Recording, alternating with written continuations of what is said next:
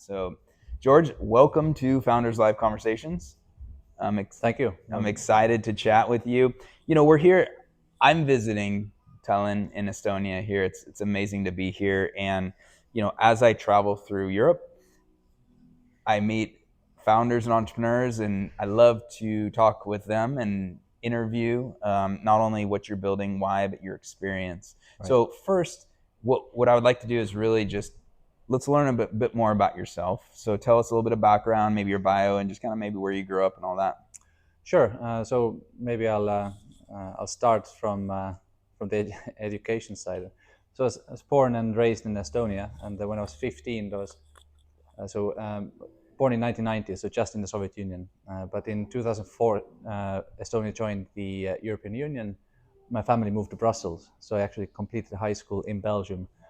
And so a bit of an international background from that side. I haven't been spending maybe a third of my life I've been outside of Estonia, and studied physics in the UK, and then sustainable energy also in the UK, and then worked in different places around Europe, with Germany, Netherlands, Finland at some point, and Belgium, of course.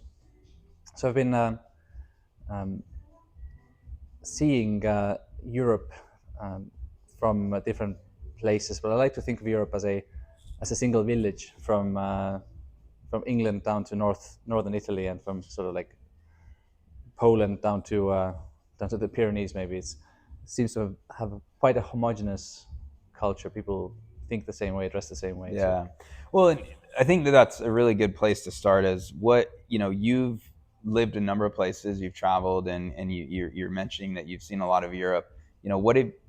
What have you learned from that, or what maybe is something that you took from actually studying and living in many different places? The most important thing is that people are people. We might have different opinions, different backgrounds, but fundamentally we're all people. We all care for our families. We all uh, care about health. We want to have meaning. Yeah. So I think that's the biggest lesson, that no matter where somebody's from, the vast majority of things we share. I in some ways say the same thing. I travel a lot for Founders Live. I mean, this is a Europe tour this year. It's a 4.5 month Europe tour. It's amazing. Last year I went through South America. Wow. The year before I went through Southeast Asia, and that was about 2 months. And I've been around, and I've met a lot of people and a lot of founders, and I say the same thing. We can all look at differences and even different languages, but in reality, we're all humans. We're all people. We all want to live. We want to live a great life. Yeah. We want to be successful in the way that we want to be successful. And so I get the question a lot of like, and what's the difference between entrepreneurs in Europe versus entrepreneurs in the U.S. And look, there's some differences, but in reality, we're all the same. Yeah. Right. You studied very high level, and a lot of that you could have gone and just worked for a big corporation. That is probably a popular thing to do in the Europe, is go get this nice high paying job, but you've chosen the path of entrepreneurship. Why entrepreneurship, and what does it mean to you? I credit a lot of so when I was doing my undergraduate studies, there was a entrepreneurship support program. It was called Climate Kick. So it was a European program which took students from university and put them in Berlin for a month. And the idea was that during that 1 month workshop, you would have a business idea and run through pitching it and getting some first customers, just like playing what it would mean to do a business. And I really credit that experience with opening the idea that you could just start a business and not necessarily join an existing one. I don't think I would have realized that that's an option otherwise. Maybe things have moved on. So that was in 2012, 13, something like that. So maybe since then, the path of the entrepreneur is maybe more common. However, at the end of my studies, I had an opportunity to either go work for a large company, do a PhD, or start a company. And it was a tough choice, but I'm very, very happy that, looking back, that I did go down the path of doing a startup. It isn't actually even relevant, the fact that it was successful. Of course, that helps a lot. the first 2 years of setting things up just opened the perspective so much of how world works and how people work, because you don't do just a tiny part of a large company where everything's already figured out. You have to figure out how to do bookkeeping, what do contracts even mean, why do we have contracts, and things like that are really Yeah. sort of like a basic education for how the world works. Well, it's problem solving, right? It's like when we're a small team of founders, maybe it's 3 people, maybe it's even one person, but if, as you're saying, you have to do all the things that are required to get that business up and running. And so we're um, I think part of it is actually being resourceful, looking at challenges and problems and saying we're gonna fix that, we're gonna overcome that, and that is tremendously important. I think it actually creates like a skill set that is very, very unique. Founders are solving problems, we're overcoming challenges, and we just do it. I think one of the things that add to that list is the willingness and ability to ask for help. And I've already credited Climate Kick for that sort of summer school type thing, but in the very beginning of the first startup that I did, so currently Grid Raven is the second one, but the first one, we joined an accelerator type program in the beginning, and that brought in mentors.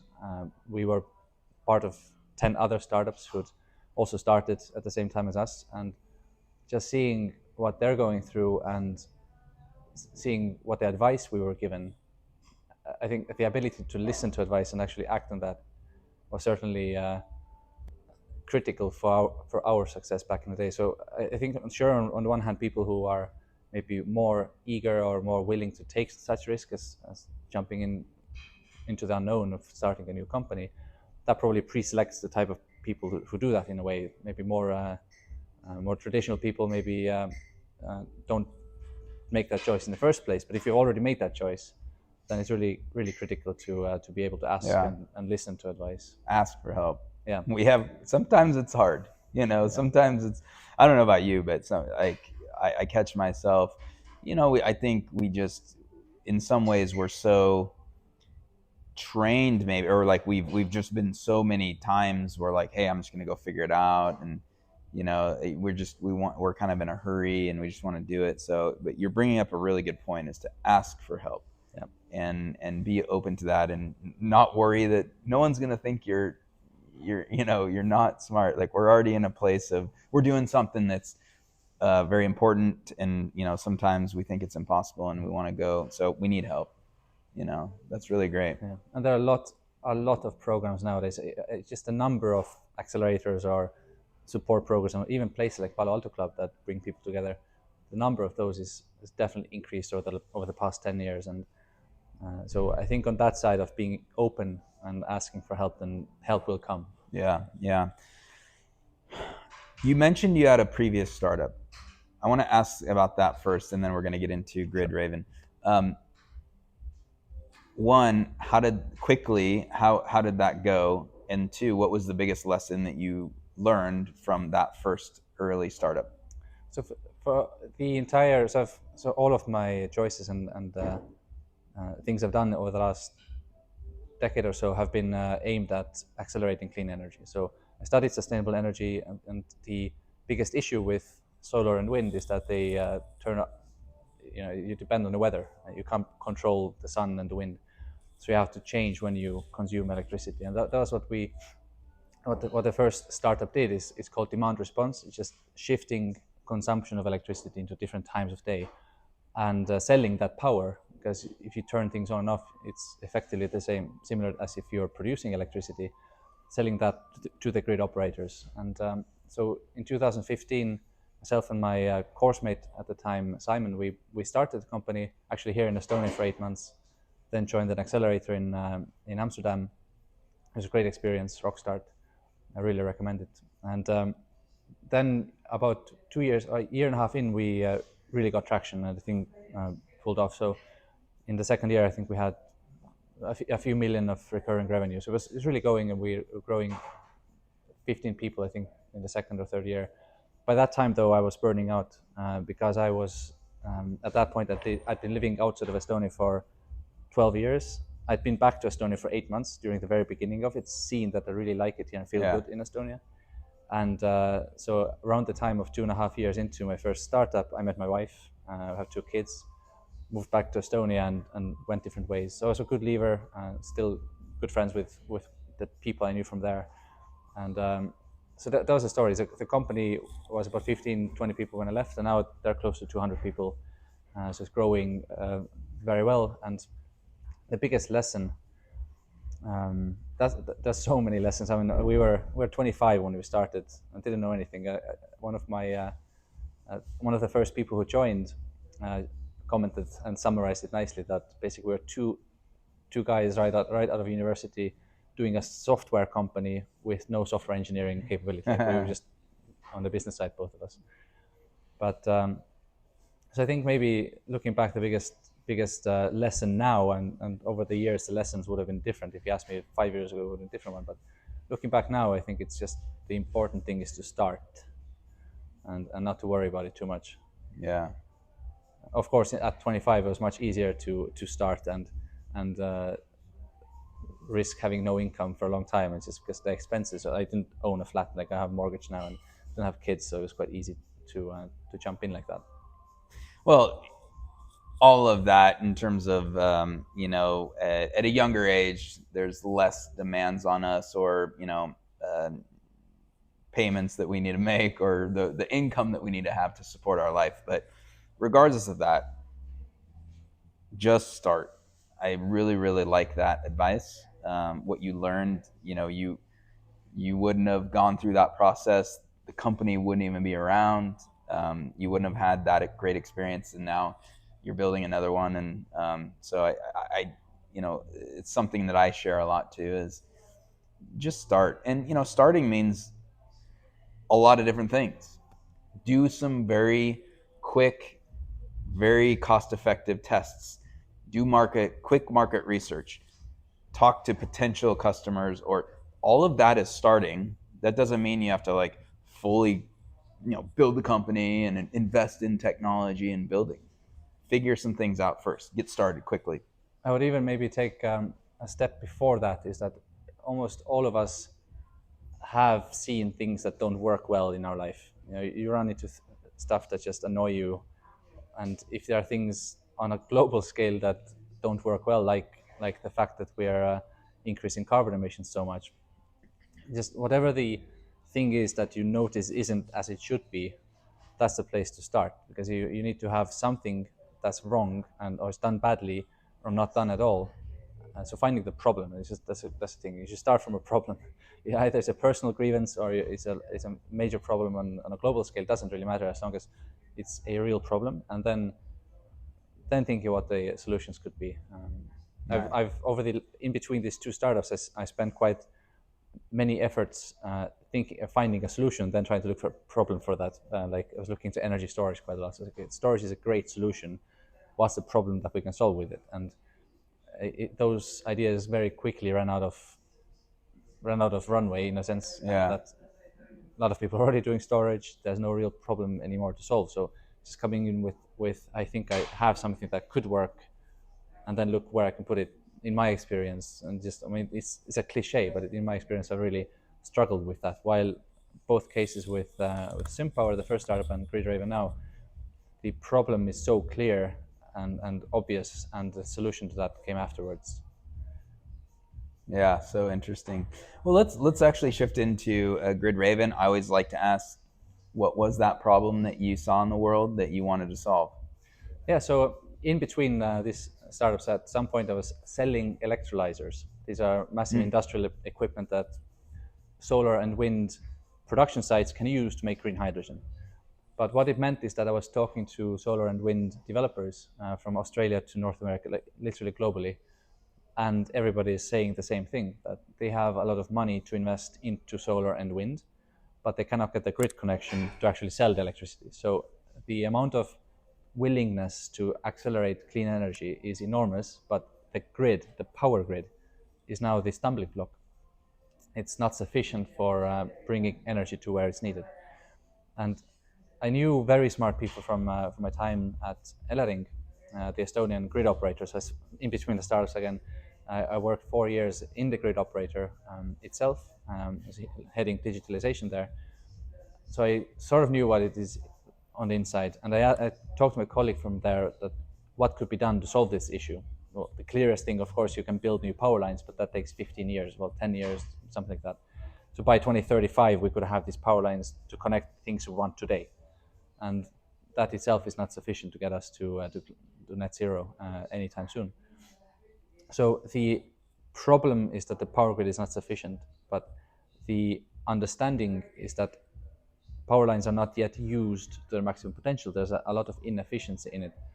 If you have a whole overhead line, the physics of that, why is there a limit in the first place, is that if you push too much electricity through it, it overheats. So and the line has a maximum temperature that it can tolerate. But whether it actually overheats or not depends also on the outside air temperature and wind. So if it's windy, it cools down the wire so that Yeah. you can push much more power through it, and that is not taken into account in system operation today, and that's what we want to change. We want to make system operation to be based on actual weather conditions, and what it gives you is that you get 30% more on an annual basis. So on the whole country, whole continent level, you can transport 30% more power, and that itself, it is, and it seems like a huge number. What it really means that it's going to reduce power prices for people enormously. In Europe, we have different prices in every country because the transmission capacity is limited. The common example is that in south of Germany, you have a lot of industry and they need a lot of power, and the power can be wind energy from Norway and Denmark, Sweden, but the power grid is not sufficient. So if you have 30% more capacity, you can significantly reduce power prices, and the cheapest form of electricity is clean energy. So you get basically all of the benefits from that. So the problem and the solution are very clear, and the scale of it is very motivating. Yeah, that's amazing. This is in our lifetime one of the, it's not the only big thing, but it's one of the big ones, Yeah. right? And from just carbon emissions, energy production, sustainability, all of this stuff, right? And what kind of a two-part question on this: what excites you most about this industry and the direction you're going? And then we'll ask about like what's the concerning kind of like you're concerned about some things, but in terms of just the direction, as well as just not only the industry in general, sustainable energy, but even your company, what excites you the most? What's very clear now, again, I've been now for a bit over a decade in the field, and back when I was in university studying about it, then it was all about theory and the future. Electric cars, or like the first Teslas hadn't been out yet, or like I think the model, whatever, the race car was out, but nothing else wasn't. So it was all about how things could be in the future, and what excites me now is that it's really happening, and the scale of it is mind-boggling. When in 2018, I was in the transmission network operator in Estonia, and these are these are the companies that operate the high voltage power lines, and nobody ever usually thinks about them or even knows who they are. And usually in these companies, you have people who have worked there for 4 decades or more. You have people who really know how things work, and things are so clear that nothing needs to change. But in 2018 and 2019, in 2 summers when I was there, within roughly a 12-month period, in Estonia, we're like as far north as middle of Alaska. We're really far north, and in 2 summers, the amount of solar panels that was installed in roughly 1 year was such that on a summer day, our consumption will be met by solar. The amount were roughly equal because the consumption is low and solar is producing, and that happened in 2 years. And what I mean about things really picking up is that how the culture changed in the company, where things have not changed for 40 years. And suddenly one summer you realize that actually the system operator, who has to make sure that everything's operating safely, doesn't even know where the power is being produced. So they had to operate quite blind over the next until they figured things out. And that's the scale of disruption in a company that's happened. Everyone now knows that it's real, and that opens the door to actually building stuff and changing That's stuff. awesome. What concerns you, or what gives you maybe just some pause in this direction, in this industry? Currently, the global situation mainly. That these so in my yeah the energy transition, and the same story I just said about solar panels, that was fueled thanks to cheap solar panels from China, and the Chinese have really invested into production and scaling things up, and it's wonderful. And I very much am in favor of competitive markets, understanding, of course, security constraints and things like that. But this is the aspect that concerns me the most: that the agreements and the way of working that was usual up to now is definitely not how things are going to be in the future, and it's going to have impacts on our ability to solve also clean energy issues if we can't get along on a global Yeah, scale. that's a really, really good point. And when you look at geopolitical stuff, it's there's some friction there, and there's some challenges. And you probably heard about the United States putting the tariffs on, and I understand some of the politics and things going on, but they're literally 100%, tariffs on electric vehicles, of Chinese electric vehicles coming into the United States. That doesn't help our transition to more sustainable and renewable ways of transportation. So that's just one example, right? So I think you make a really good point on the concerning direction of the state of the world, let alone the conflicts that we have in certain areas.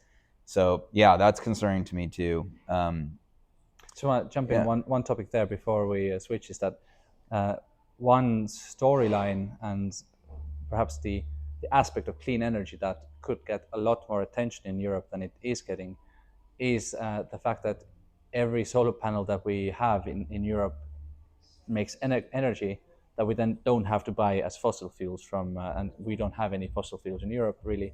So, and I think somebody said, and I haven't fact checked it, but somebody said that we have, thanks to solar and wind that we produce in Europe now, we are importing 100 billion euros a year less of fossil fuels. So that the benefit of clean energy into not financing regimes that are not friendly to us is something that I think the clean energy industry could talk about a lot more. yeah, very good. So where is this going?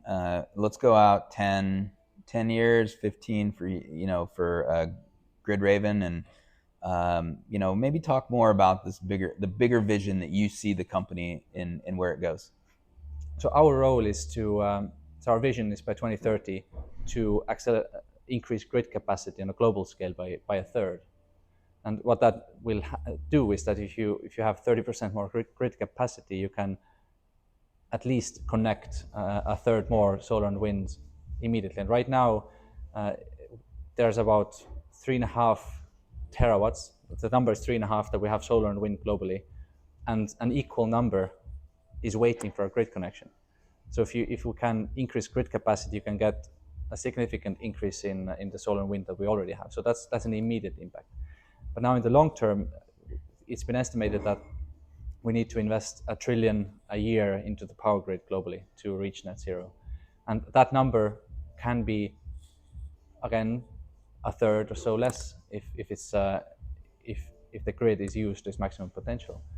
And that will make the energy transition cheaper or happen faster. I think both in those cases. And then 10, 15, 20 years out, I think solutions like ours, which are using machine learning for weather prediction and grid operation, I think these will be commonplace, and people will be uh, so used to them that we don't even realize that somebody at some point had to build them. Yeah, it's really interesting because you have aligned with you've aligned with a couple different major trends, and talk a little bit about how you see AI, machine learning, and all of this play into that, because we're talking about a significant amount of data, like every day. And when you talk about not just weather prediction, but in the real time or close to it, you're doing a lot of calculations. So talk a little bit about how you see the automation of this. I'm at heart, I'm a geek. I studied physics and then I did other stuff. And I wasn't going to say it, but I'm a full-on geek at heart. And the stuff we're building is also for geeks. I think a lot of, in the best sense, a lot of people who are in the field of energy are proper geeks. And so for me personally, it's just super exciting to be working with really smart people on machine learning side.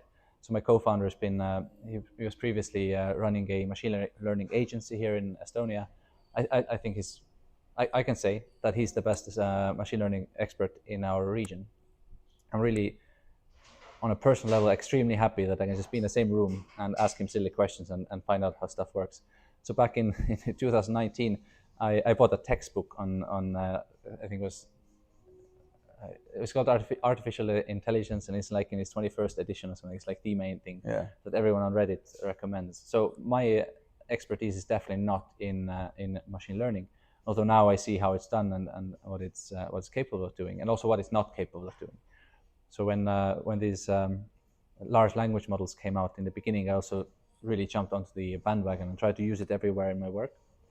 But now I find that actually my own authentic voice in my spelling mistakes that I put into the blog posts and things, that those add value in a way. So maybe a very lengthy detour, but where I want to get to is that if I were a student now and choosing where to go, I would either choose machine learning or robotics, and they're really closely combined, or maybe bioscience and stuff. But in engineering fields, I'll go into robotics. I think the biggest thing that we haven't yet changed, we've gone through a IT revolution, but that hasn't really affected our physical world yet. And a lot of reasons for that: expensive sensors, computationally it takes a lot of energy, and batteries weren't good enough. But now we're getting to a point where more and more use cases can be solved by automation. What we're doing is just one aspect of it. We can automate the grid better, but it can also affect our day-to-day life. So I'm just super excited. I love what's going on, and I like to keep a hobbyist understanding of where things are going. Yeah, totally. Another trend too is and this is kind of wrapped into in the end, one of the problems you're working to solve is, the climate too. Weather is getting more intense, drastic. There is, storms all over the place, and so how does your solution come into with more intense weather as well, because you're kind of solving for that weather aspect of the grid?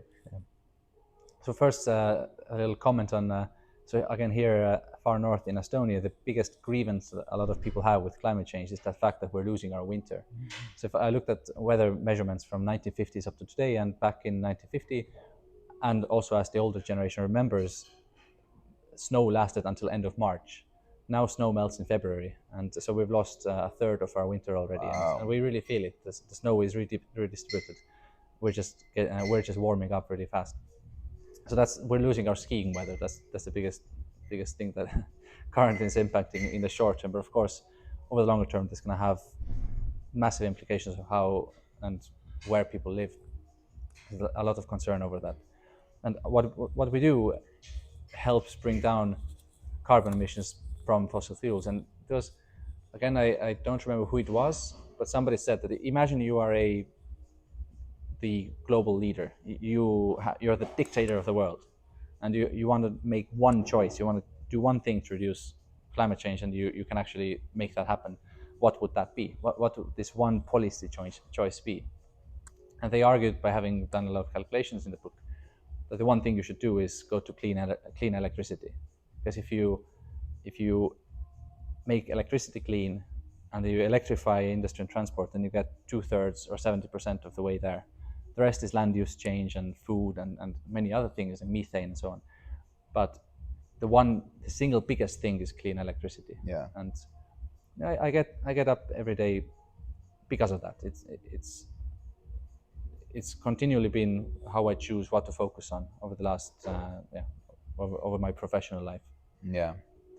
Well, it's an absolute incredible pursuit, and I appreciate, and I'm happy that you all are doing this because we need it. And there's obviously a lot more companies working in this direction, but our world, like literally the future of the world is dependent on you and many more companies working to solve this. So I thank you on that. Um, Before we're done here, I always love to ask, especially, you are experienced, and you've created more than one company. So I always like to ask about advice. And let's go with two strong things, two big things that maybe you just starting at 25, 26, you would have loved to know this. Your older self is telling your younger self, or maybe you're speaking to the younger ones that are watching this at this moment, the ones that are early in their journey. What would you share with them? Just general startup, kind of advice and things that you've learned from this. I think I'm going to repeat my advice, which is ask for help. And Yeah. I've over the now I've been there's a program here in Estonia which is called Beamline. So I've been uh, not very active, but I've still been a mentor there, and really enjoyed those conversations. And quite often, the problems that people face are specific to what they're doing. So it's like general advice is great, but having a one-to-one conversation with somebody and asking them what would you do in this instance, even those conversations can be helpful. At least they give some new thoughts. So I think in 2015 I could have asked for help much more from people than I did. I thankfully joined an accelerator type thing that sort of made me get the help. Yeah. Yeah. But I certainly didn't realize how valuable advice can be.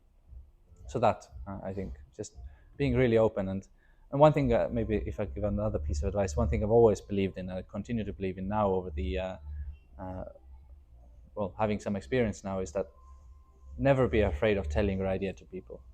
Like I've seen so many startup people who are concerned that if they say what they think they're going to want to do, then somebody can steal that idea. Like if somebody can steal your idea and do it, then probably wasn't a very great idea, or like you aren't going to be able to protect that anyway. Exactly. And always you find people will help you if they know why you're and what you want to be doing. So I very much believe in open communication. Yes. I had a lunch meeting with someone else here yesterday here in Tallinn, and we were talking about that same thing. Mm-hmm. And I see so many founders, or as I travel around the world and even in the United States, I see a lot of these founders that they are keeping it close, right? And they have this idea, and they're like, they're in stealth mode, or they're just either afraid and or just not. There is a bit of risk, not of someone actually stealing your idea, but that is a concern of people. I think the biggest thing is they are a bit afraid to put it out there and to figure out what people and hear what they say. And maybe underlying that, I'll add to that, is part of this is not falling too much in love with your idea, your solution. It's about falling in love with the problem. Yeah. And I can tell you are 100% in love and in wanting to fix this thing in the world. That's the problem you're looking to solve. Ideas come and go, and or can be adjusted or kind of grow or evolve. And so that's one of that advice. But I noticed that people, they don't want to share their idea because they're too they're holding on to it too closely, where it's like, no, why don't you let's talk about the problem you're looking to solve. Let's actually, like, no, that's why I ask what problem. I ask that all the time now in these conversations and in our podcasts and things. What problem do you see in the world that you want to solve? Because now you're getting people thinking about, hey, there's some things in the world that we want to change, or the industry needs to move forward. And then here's the ideas that we have to solve that. So I like the way you're saying that. And anyone that's hearing this, listening to this, there's the advice. Talk to people, talk to potential customers, talk to potential, users, or market research. I mean, talk to investors. They're going to have something to say. You don't need to fully listen to them, but all of this, right? So that's great advice. Absolutely. That's great advice. Well, George, thank you so much for joining us today. It's a pleasure. It's so awesome for me to be here in Estonia and to see your home. And we're here at the Palo Alto Club, and we have Founders Live here pretty soon, so it's going to be great. But appreciate you taking the time to share your vision with us today.